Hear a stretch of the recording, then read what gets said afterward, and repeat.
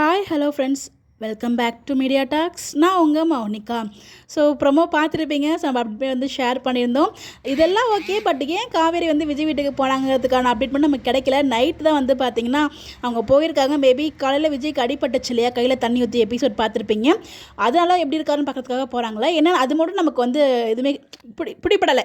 என்ன சொல்லலாம், என்ன கெஸ் பண்ணுவோம் அப்படின்னு சொல்லிட்டு உங்களுக்கு எதுவும் ஐடியா இருந்தால் சொல்லுங்கள். இன்றைக்கி எபிசோட் பொறுத்த வரைக்கும் பாவங்க நம்ம விஜய். ஸோ பாவமாக இருந்துச்சு. எனக்கு இவ்வளோ குடும்பத்தினை பண்ணி தெரியாமல் கையில் தண்ணி அது எப்படி சூடாக இருக்கும்ல, அது எனக்கு அந்த மாதிரி ஃபீல் ஆகிடுச்சு. ஐயோ பாவமாக இருந்துச்சு. அதுக்கப்புறம் மாமி வந்து பார்த்தீங்கன்னா டக்குன்னு பதறி போயிட்டு அவங்க போயிட்டு விஜயை பார்த்தாங்க. பட் அந்த இடத்துல தான் அவங்க அம்மா பாட்டி எல்லாருமே இருக்காங்க. பட் வந்து உள்ளே வந்து பார்க்கலே, என்ன மனுஷங்களை இப்படிலாம் இருக்காங்களே அப்படின்னு சொல்லிட்டு மாமியுமே வந்து நினச்சிட்டு இருப்பாங்க. மாமிக்கு ஃபுல் விஷயம் தெரியும் போது தான் எல்லாமே புரியும்.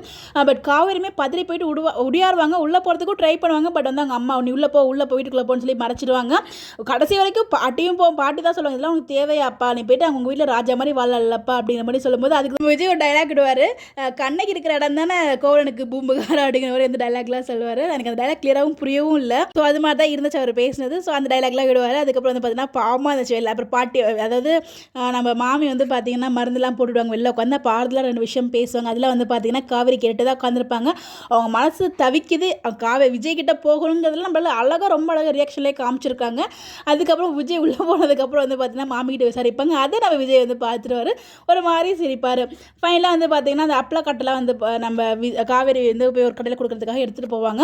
ஐயோ நம்ம பொண்ணாட்டி இவ்வளோ கஷ்டப்படுறாளின்னு ஒரு பக்கம் ஒரு ஃபீலிங் இருந்தாலும் அந்த அப்பளக்கட்டில் நம்ம மூஞ்சி தானே இருந்துச்சு, இப்போ இருக்கா இல்லையான்னு பார்க்கணுமேன்னு சொல்லி நம்ம விஜய் குடும்பத்தனமாக அதை எட்டி பார்ப்பாளே, அது எல்லாமே ரொம்ப ரசிக்கிற மாதிரி இருந்துச்சு. அப்போ அவங்க 2 பேரும் டிஸ்கஸ் பண்ணிட்டு இருப்பாங்களா, அதை பார்த்து தான் அவர் சொல்லுவார், VCRல் விக்ரம மூவி பார்த்த மாதிரி ஒரு ஃபீல் இருக்குது. 90s கிட்ஸோட நாஸ்டாலஜிக்கு இது எல்லாமே அந்த டைலாக்ஸ் எல்லாமே எனக்கு எல்லாமே ஹைலைட்டாக இருந்துச்சு நமக்கு. ஸோ வந்து பார்த்தீங்கன்னா அதுவுமே அவர் சொல்லியிருப்பார். அதுக்கப்புறம் வந்து பார்த்தீங்கன்னா எப்படியாவது உதவணுமே அப்படின்னு சொல்லிட்டு அவங்க அந்தனே போனதுக்கப்புறம் இந்த பாட்டிக்கிட்ட பேசும்போது வந்து பார்த்தீங்கன்னா எனக்கு அப்பளம் வேணும், பொரிச்சு தரவா, பொரிச்சு கொடுங்களா, உனக்கு ரொம்ப குசுப்பு தான்ப்பா, இப்போ நான் பொரிச்சு கொடுத்தனா என்னை வந்து சாரதா சும்மா விட மாட்டா, கும்பி மகமாக்கிடுவா, அதாவது எண்ணெயிலே போட்டு பொரிச்சிருவா அப்படின்னு மாதிரி சொல்லுவாங்க. அந்த அன்னியன் படத்தில் ஒரு அந்த டைலாக்லாம் யூஸ் பண்ணியிருப்பாங்க. இருக்கலையா இப்போ டைலாக்ஸ் எல்லாமே ரொம்ப நல்லா இருக்குது. ரசிச்சு எழுதியிருக்காரு. அவர் சொன்ன மாதிரி அவரோட ஜேர்னலில் கலக்கிட்டு இருக்கா தான் சொல்லுவாங்க நம்ம ரைட்டர்ஸ். அவ்வளோ நல்லா இருக்குது டைலாக்ஸ் எல்லாமே. அதுக்கப்புறம் நம்ம ஹீரோயினை, அதாவது நம்ம காவேரியை ஃபாலோ பண்ணிட்டு விஜய் போயிட்டு அங்கே அவர்கிட்டயுமே டீல் பேசி இதை வந்து முடிச்சுப்பாரு. இதெல்லாம் அவங்க என்ன டீல் பேசியிருப்பாங்க நம்ம காமிக்க மாட்டாங்க. எனக்கு வந்து நான் எல்லா ஆர்டரும் நான் எடுத்துக்கிறேன், நீங்கள் எனக்கு வாங்கி மட்டும் கொடுத்தா போதும். ஃபர்ஸ்ட் வந்து பார்த்தீங்கன்னா முடியாதுன்னு சொல்லுவார், நீங்களே பேசிக்க வேண்டியதான்னு சொன்னதுக்கப்புறம் எல்லாத்தையும் சொல்கிறாரு. அதுக்கப்புறம் வந்து ஓகேன்னு சொல்லி காவிரிகிட்டே பேசுகிறாங்க. காவிரியும் ரொம்ப சந்தோஷப்படுறாங்க. அவங்க வந்து நான் எடுத்து வந்து கொடுக்குறேன்ப்பா அப்படின்ற மாதிரி சொல்லியிருக்காங்க ரிமைனிங் வீட்டில் இருக்கிறதையும்.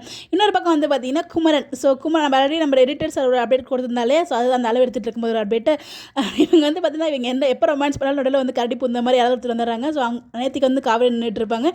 இன்றைக்கி நம்ம நிவின் வந்து வந்துடுவார். ஸோ நிவின் வந்ததுமே அதுக்கப்புறம் நம்மளாம் பேசியிருக்கும்போது நிவின் வந்து சொல்லுவாங்க எப்படியாவது காவிரிக்கு சப்போர்ட் பண்ணணும் நம்ம அப்படின்னு சொல்லி நல்லா தான் பேசுவார்.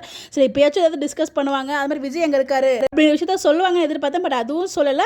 நீ வந்து எம்ம கூட சேர்ந்து வாழ்றதுக்கான வழியே பாடுறா, எப்படி நாங்கள் காவேரி நாங்கள் சேர்த்து வச்சுருவோம், நாங்கள் பார்த்துக்குறோம் அப்படிங்கிற மாதிரி வந்து குமரன் வந்து நல்ல விதத்தை சொல்லிட்டு இருப்பாங்க.